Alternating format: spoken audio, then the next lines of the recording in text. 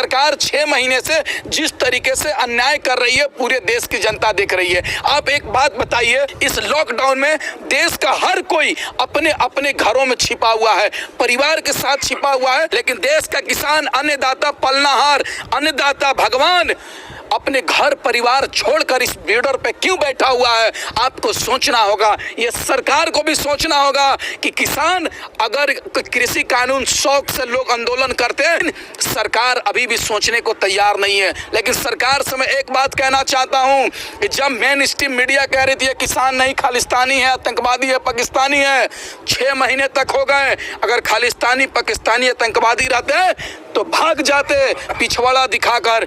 लेकिन देश का किसान भगवान है, सीना चौड़ा कर करके इस गूंगी बहरी सरकार के खिलाफ, ये तीनों कृषि कानून के खिलाफ लड़ रहा है और आखिरी सांस तक लड़ेगा। शौकत जी, आप पिछले 6 महीने से लगातार सरकार का विरोध कर रहे हैं। आपने भारत बंद कर लिया, आपने रेल रोक ली, चक्का जाम कर लिया, लेकिन सरकार पर कोई असर नहीं पड़ पाया है। बिल्कुल, क्या बात कर दी है भाई साहब, सरकार पे बिल्कुल असर है।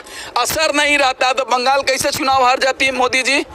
उत्तर प्रदेश में पंचायत चुनाव हुआ, कैसे हार गए? आज गुजरात में नगर निकाय का चुनाव हुआ, इसमें कैसे हार रही है 3600 सीट पर? दिल्ली का एमसीडी चुनाव हुआ, उपचुनाव, उसमें कैसे हार गई?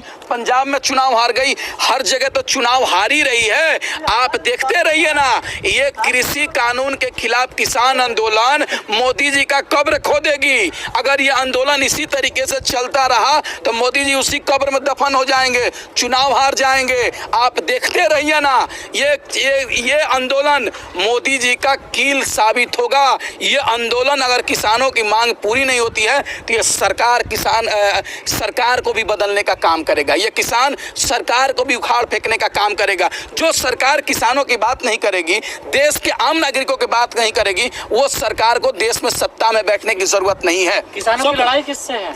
एक बात बताइए, ये कानून किसने लाया? आप बताइए ना। सरकार लाई है तो सरकार से लड़ाई है।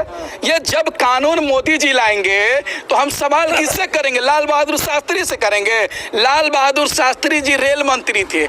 एक रेल की दुर्घटना होती है, उसके बाद लाल बहादुर शास्त्री जी इस्तीफा दे देते हैं। लेकिन हमारे देश में हर महीने घटना हो रही है।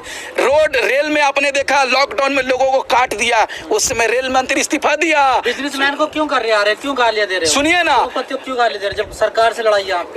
उद्योगपति कौन है? उद्योगपति तो सरकार को चला रहा है। ये मोदी जी को अडानी और अंबानी के लोग गुलाम बना चुके हैं, अपने कहने पे हर चीज चलवा रहे हैं। एक बताइए, वैक्सीन को एक कंपनी को ठेका देने की क्या जरूरत थी?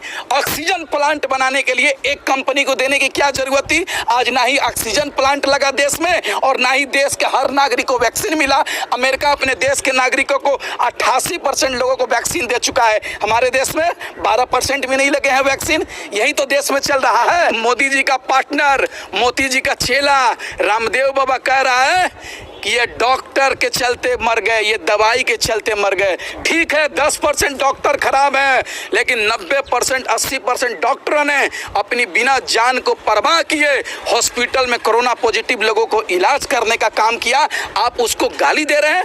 मोदी जी, आपको ताकत है तो रामदेव बाबा को जेल में डालने का काम कीजिए। यही रामदेव बाबा है, पिछले साल कह रहा था कि पतंजलि हम स्वदेशी वैक्सीन ला दिए हैं, पूरे देश में बेइज्जती होने का काम किया। लेकिन फिर क्या हुआ? गिरफ्तारी हुआ क्या? केवल हमारी गिरफ्तारी होगी, केवल किसानों की गिरफ्तारी होगी, लेकिन जो देश के खिलाफ बोलेगा, सरकार के खिलाफ बोलेगा, संविधान के खिलाफ बोलेगा, उसको नहीं होगा गिरफ्तारी। सुन लीजिए मोदी जी, अभी भी समय है, हमारी मांग पूरी कीजिए और किसानों के, देश के आम नागरिकों के बारे में सोचिए। नहीं तो यह देश से जिस तरीके से अंग्रेज भागे थे उसी तरीके से मोदी जी को भी भगा दिया।